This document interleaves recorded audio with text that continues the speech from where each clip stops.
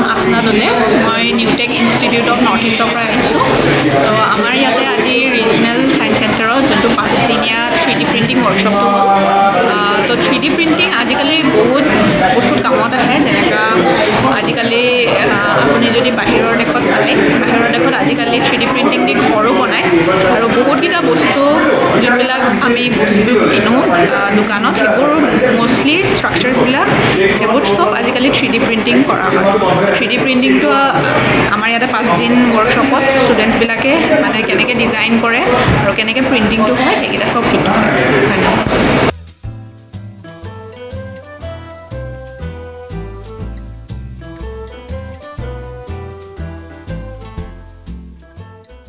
মোৰ নাম দীপজ্যোতি কুমাৰ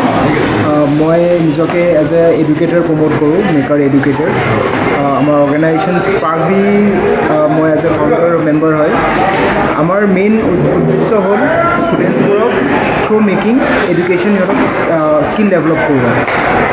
তাৰে প্ৰয়াসত আমি ট্ৰাই কৰিছোঁ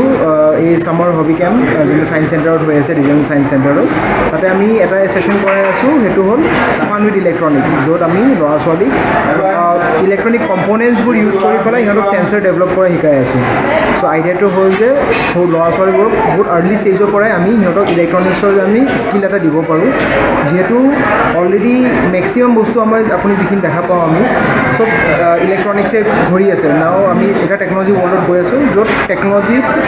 ইলেক্ট্ৰনিক ডিভাইচ নোহোৱাকৈ একো কাম কৰিব নোৱাৰোঁ চ' সিহঁতক আৰ্লি ষ্টেজৰ পৰা সেই ইলেক্ট্ৰনিক ডিভাইচবোৰ কেনেকৈ বনায় সিহঁতৰ আইডিয়াছবোৰ কি সিহঁতে নিজেও কেইটামান ডিভাইচ যেন বনাব পাৰে চাৰ্কিট কিছুমান বনাব পাৰে তাৰে লৈ পেলাই আমি কিছুমান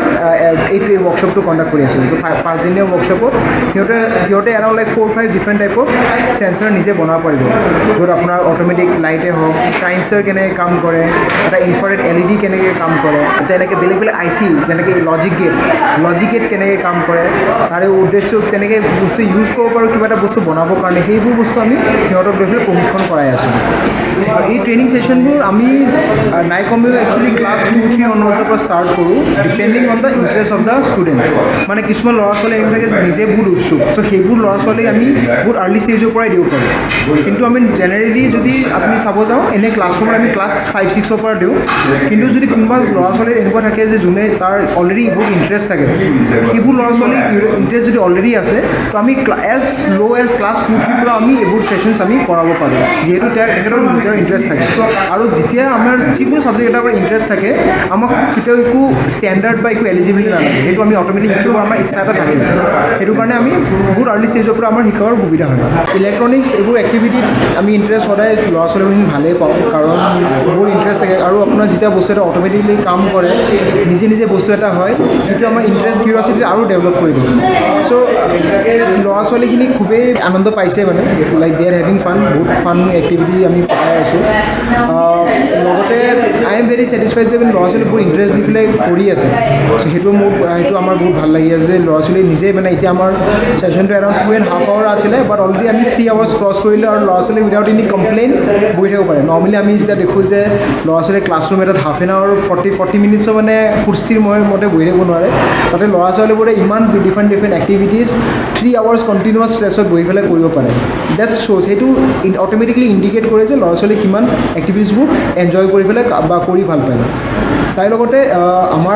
আমি নৰ্মেলি স্কুলছত গৈ পেলাই আমি এক্টিভিটিজ কৰাওঁ ডিপেণ্ড কৰে যে আমাক যদি কোনোবাই